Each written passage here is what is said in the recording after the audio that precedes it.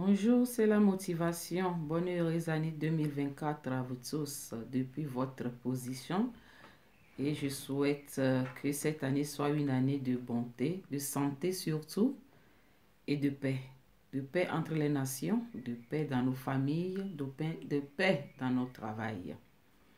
Le numéro d'aujourd'hui, c'est le pouvoir des mots négatifs sur nos vies.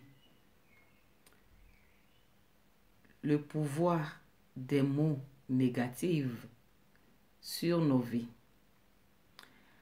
Avant, nos parents, quand les parents se fâchent, ils sortent des mots négatifs sur nous, et puis, ou bien dans la famille, des fois sur une personne dans la famille, que oh, toi tu es un idiot, tu ne seras quelqu'un, tu es un taré, tu es un fainéant.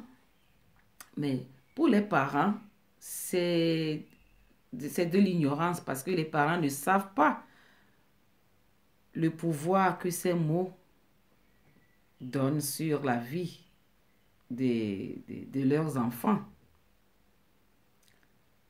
Parce que tout ce qui sort de nos bouches a des pouvoirs, que ce soit négatif ou positif.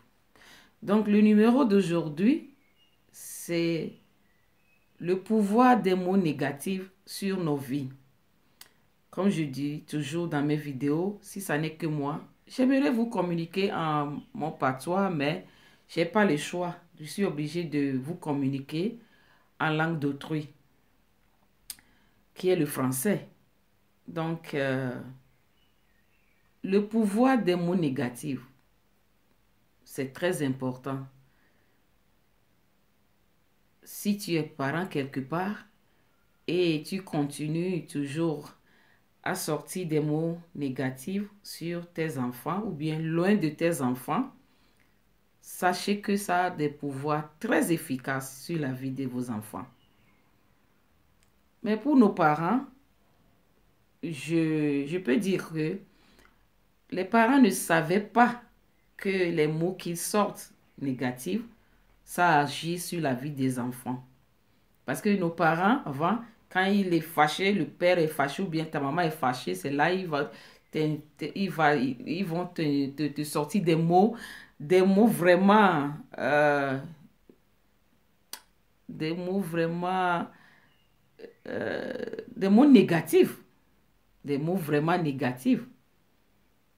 Donc, si tu es parent quelque part et tu continues toujours à sortir des mots négatifs sur tes enfants ou loin de tes enfants, il faut arrêter parce que ça agit négativement sur la vie des enfants. Et dans nos familles, il y a des relatifs, des oncles, des tantes qui va te dire, toi tu ne vaux rien, tu vas devenir rien, tu es un taré, tu es un va-nu-pied. Ça agit négativement sur la vie des gens. Donc arrêtez. Voilà l'histoire du jeune garçon qui m'a appelé et il s'est confié à moi. Il a vu mon numéro sur ma page et puis il m'a appelé et on a causé un peu. Et le jeune garçon me disait, ils étaient 3. Son grand frère, lui, et la dernière, c'est une fille. Donc, dans la maison, le grand frère, il est brillant à l'école. Et lui, c'est pas que il est un taré, mais il n'est pas brillant comme son frère. Donc, chaque fois, les parents, quand les moyennes sortent, les parents, le papa, le maman, les parents se disent, toi, tu es un fainéant, tu ne peux pas faire comme ton grand frère. Regarde, tu es un taré, tu es un bon à rien. Mais ça, c'est... Donc, les parents vont dire à son grand frère que c'est... Voilà un enfant. Voilà ce qu'on appelle enfant. Je ne sais pas si toi, tu es notre enfant ou bien ceci, cela. Donc, Le jeune garçon me disait que vraiment c'était lourd quand il grandissait. À chaque fois, c'est la même chose. Toi, tu ne vaux rien, tu ne seras rien, tu ne peux pas faire comme ton grand frère. Donc la maison, c'est le grand frère qui est le roi. Et lui, il est toujours dans son coin.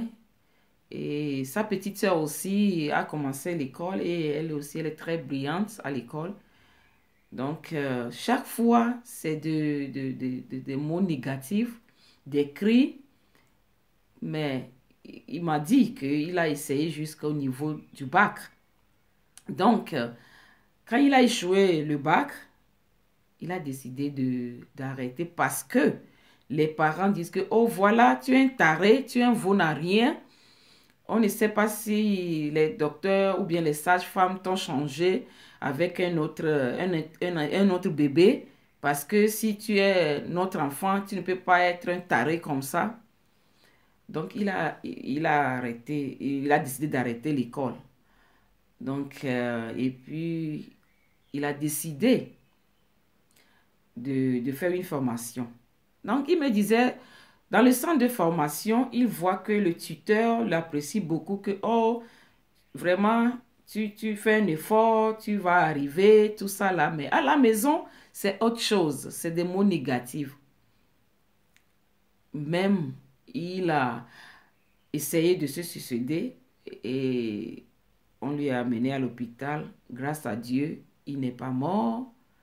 Mais là, il est devenu un grand adulte maintenant, mais il est toujours dans son coin parce qu'ils se disent que je ne suis rien, je suis un taré. Parce que les mots là, c'est depuis l'enfance jusqu'à son adulte. Donc,